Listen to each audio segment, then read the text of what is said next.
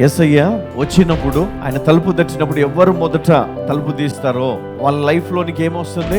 వెలుగు. యేసయ్య ఆయన ఈ లోకానికి వెలుగై ఉన్నాడు కాబట్టి ఆ వెలుగు నీ జీవితంలోనికి వచ్చినప్పుడు చీకటి ఎక్కడ కనబడదంట. హల్లెలూయా. ఎన్నో వాక్యాలు మనము ప్రతి ఆదివారం మనం చదువుకుంటా ఉన్నాం.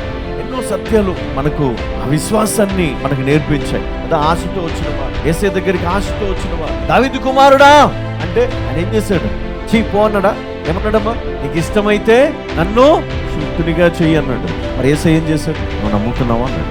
నేను ఇది చెయ్యగలనని మీరు నమ్ముతున్నారా? 100% నమ్ముతున్నాను.